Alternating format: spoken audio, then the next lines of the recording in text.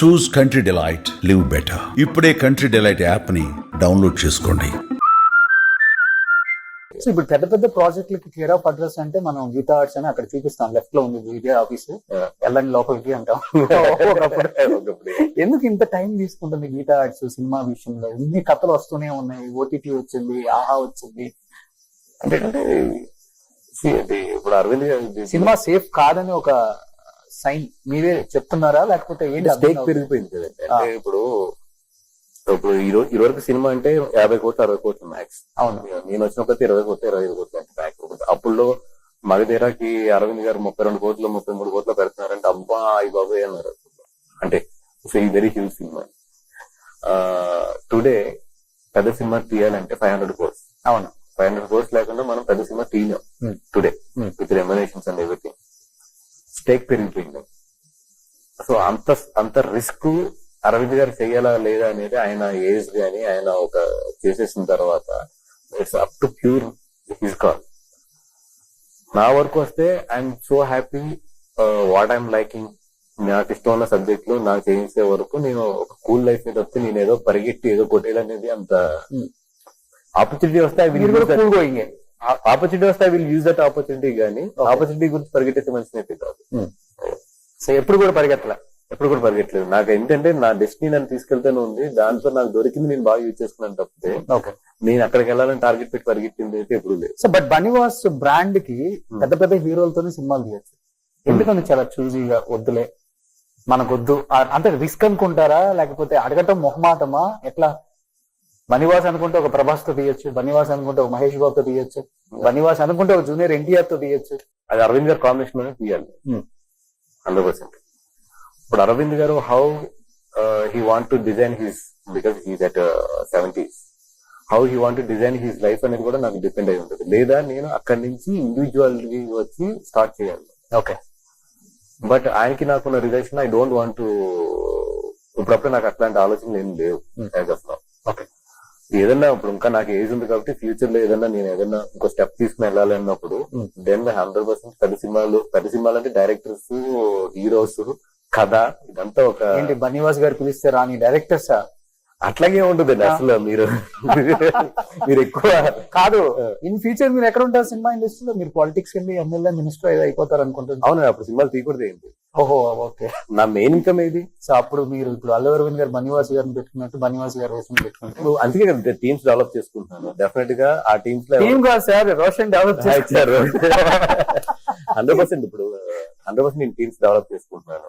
ఇంకా my income is main ఇదే కదా. నాకు వేరే వ్యాపారాలు వేరే ఇది ఏంటంటే లేవు.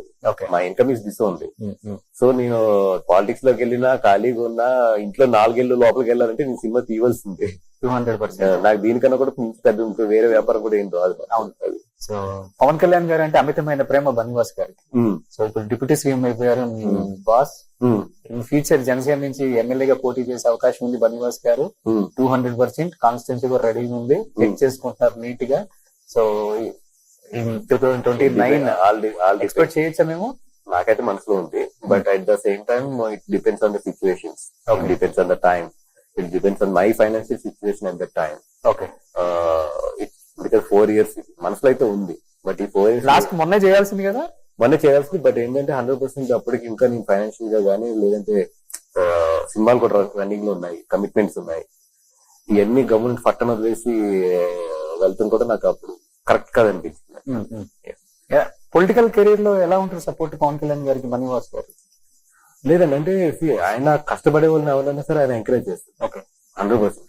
ఒకటి ఏంటంటే మనం అక్కడ కష్టపడాలి. అక్కడికి వెళ్ళి యాక్ట్ చేయడం కుదరదు ఆయన దగ్గర అయితే. అవును, you have to give the 100% commitment. అంత ఈజీ కదా ఆయనతో ఏదో ఇక్కడ మేనేజ్ చేద్దామంటే మాత్రం ఇట్లా పడతాడు ఆయన. సో ఆయనకి తెలిసిపోతుంది మనం ఎంత కష్టపడుతున్నామో, మన అవుట్పుట్ ఎంత ఇస్తున్నామో, మనం దేనికి అక్కడ నుంచున్నామో కూడా చాలా ఫాస్ట్ గ్రాస్ చేస్తాడు ఆయన. సో మనం అక్కడ ఆయన మీద ఈయన ఏదో నాకు చెయ్యాలి అని వెళ్ళే కన్నా కూడా మనం పనిచేస్తే వెళ్తే మాత్రం ఆయన తీస్తారు. ఓకే, ఆయన తగ్గుతుంది అది ఇది బాగా పనిచేస్తాడు. సో నెక్స్ట్ ఎమ్మెల్యేగా మిమ్మల్ని ఇంటర్వ్యూ చేయాల్సి వస్తుంది. ఏమండి? ఎమ్మెల్యేగా మిమ్మల్ని ఇంటర్వ్యూ చేయాల్సి వస్తుంది. నేను అంత కష్టపడాలి, ఆయనకు అనిపించాలి ఎస్ ఈడు ఎక్కువ ఎఫర్ట్ పెట్టాడని. నేను అంత టైం తీసుకోవాలి. ఏదో నేను వెళ్ళి ఇప్పుడు సార్ నేను పోటీ చేస్తానన్నా కూడా ఆయన కూడా నాకు తెలుసు ఆయన విషయం. నేను ఆ కాన్స్టిట్యున్సీలో అంత కష్టపడాలి, అక్కడ జనాల్లోకి వెళ్ళాలి, అక్కడ జనాల్లో ఉన్నాను అంటేనే ఇస్తాడు ఆయన.